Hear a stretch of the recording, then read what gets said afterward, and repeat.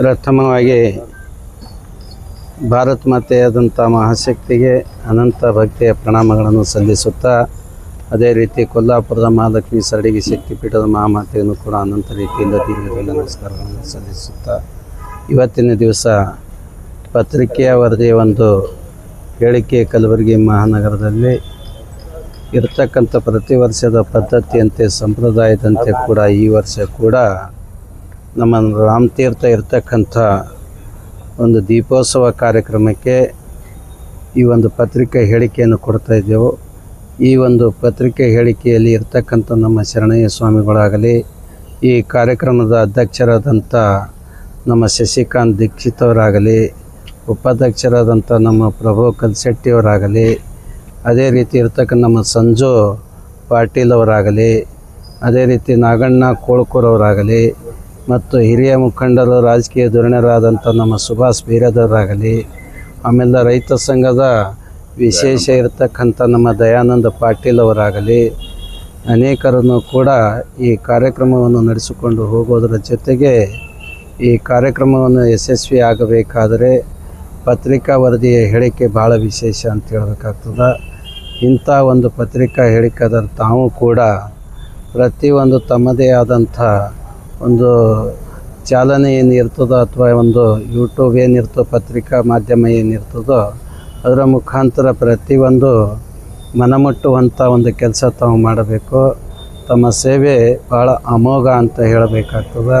ಅದರ ಜೊತೆಗೆ ಆಳಂದ ಒಂದು ಚೆಕ್ ಪೋಸ್ಟ್ನಿಂದ ರಾಮತೀರ್ಥದವರಿಗೆ ನಡೀತಕ್ಕಂಥ ಅನೇಕ ಶರಣರ ಮಹಾತ್ಮರ ಶಿವಾಚಾರ್ಯ ಸ್ವಾಮಿಗಳ ಒಂದು ಮೆರವಣಿಗೆ ಮುಖಾಂತರ ಕೂಡ ಇಲ್ಲಿ ರಾಮತೀರ್ಥದವರಿಗೆ ಹೋಗ್ತದೆ.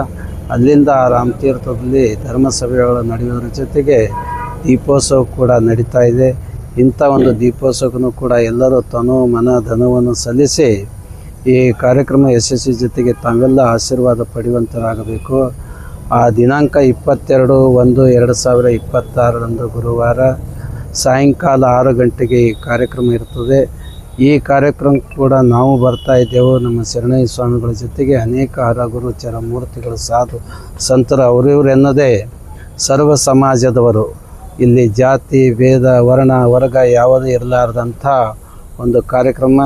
ಇಂಥ ಕಾರ್ಯಕ್ರಮಕ್ಕೆ ತಾವೆಲ್ಲರೂ ಬರೋದ್ರ ಜೊತೆಗೆ ಪತ್ರಿಕಾ ವರದಿಗಾರರನ್ನು ಕೂಡ ಭಾಳಷ್ಟು ಇದಕ್ಕೆ ಸಹಕರಿಸ್ತಾರೆ ಅನ್ನುವ ಮಾತನ್ನು ಹೇಳಿ ನನ್ನ ಮಾತಿಗೆ ವಿರಾಮ ಕೊಡ್ತಾಯಿದ್ದೆ. ಈಗಾಗಲೇ ಸರಡಿಗೆ ಅಪ್ಪ ಅವರು ಹೇಳಿದಾಗೆ ರಾಮತೀರ್ಥದಲ್ಲಿ ಪ್ರತಿ ವರ್ಷದಂತೆ ದೀಪೋತ್ಸವ ಕಾರ್ಯಕ್ರಮವನ್ನು ಅತಿ ವಿಜೃಂಭಣೆಯಿಂದ ನೆರವೇರಿಸಬೇಕು ಮತ್ತು ಇದರ ಉದ್ದೇಶ ಹಿಂದಿನಂತೆ ಏನು ದೇಶದಲ್ಲಿ ಅರಾಜಕತೆ ನಡೀತಾ ಇದೆ ಆ ದೃಷ್ಟಿಕೋನವನ್ನು ಇಟ್ಟುಕೊಂಡು ಹಿಂದುತ್ವವನ್ನು ಮತ್ತು ಹಿಂದೂ ಧರ್ಮವನ್ನು ಎಲ್ಲ ಸಮಾಜವನ್ನು ಒಂದುಗೂಡಿಸಿ ರಾಷ್ಟ್ರದ ಶಕ್ತಿಯನ್ನು ಗಟ್ಟಿಗೊಳಿಸಬೇಕು, ನರೇಂದ್ರ ಮೋದಿಯವರಿಗೆ ಬೆಂಬಲ ಕೊಡಬೇಕು, ಅವ್ರ ಜೊತೆ ನಿಲ್ಲಬೇಕು ಅಂತ ಈ ಉದ್ದೇಶದಿಂದ ಏನು ದೀಪೋತ್ಸವ ಕಾರ್ಯಕ್ರಮವನ್ನು ಹಮ್ಮಿಕೊಳ್ತಾ ಇದ್ದಾರೆ.